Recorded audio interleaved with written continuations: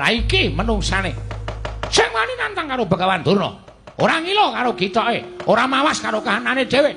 Ing ngatasé wong Gedibal 17 kowe iki mung batur, kowe iki mung kere. Kowe iki mung wong loro saudon telu saurupan. Lah kok wani nantang karo Begawan Durna ora ngerti kondang karo Begawan Durna iki pendhita kondang monyor-monyor. Gurune para Sata Kurawa mung ditantang karo wujude Bagong. Rasa cewet, Mbah. Nang kene iki ditemtokke kowe apa aku sing tekaning pati. Wah, lah dalah ora wawo. Ayo, kene. Nek pancen kowe gawe geger karang kajempel. Endi para Sata Kurawa? Ora bakal mundur sejangkah. Loh, kowe wani karo Kurawa? Lho, wis wani metenteng ngene kok dikira ora wani anggepe piye? Ora nyepelekke kowe. Kuwi mburimu kuwi. Kartosega kuwi. Loh. Urap-urapan suaramu Kartomarma. Ya ndek Kartomarma. Arep belane karo Begawan Durna.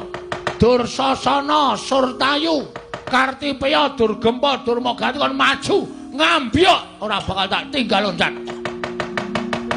Lumo digawe becik. Wis jeleh nyawang gelaring jagat eseming rembulan kepengin tekaning mati kowe Bagong. Mati iki ning astaning Gusti. Matine Bagong ora perkara saka tangane Kurawa tandani, Mbah. Kowe pendhita kurang pengalaman kowe. Pendhita ora ngerti falsafah urip.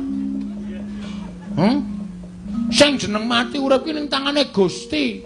Gusti ki sing paring penguripan karo menungsa, Gusti sing menang mateni karo menungsa, dudu Begawan Durna, dudu Kurawa. Iso bengi iki aku menang karo Kurawa? Lho, moncer. Nek Gusti ngeparengake. Bagong bengi iki menang karo Kurawa. Kabul dongane. Kurawa tak ajar kabeh. Bagong pinesti bengi iki iso mateni Durna. Mati kowe bengi iki. Hah? Piye? Ora ketap-ketip kowe? Digagas omong aku. Kowe iki pendhita ora tau mulang karo siswamu, pendhita ora tau mulang karo muridmu. Apa-apa ning donya iki eneng sing ampuh. Ampuhe mergo saka kersaning sing gawe urip. Ngono. Kowe tau ngerti critane Nabi Musa? Radong kowe. Oh, pendhita kocluk. Apa to sebabe tongkate njeng Nabi kae kok ampuh? Mergo entuk firman saka Gusti Allah.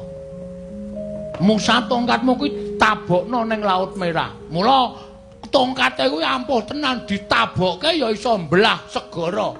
Mergo apa? Entuk firmaning sing gawe urip. Ning nek ora entuk firmaning sing gawe urip,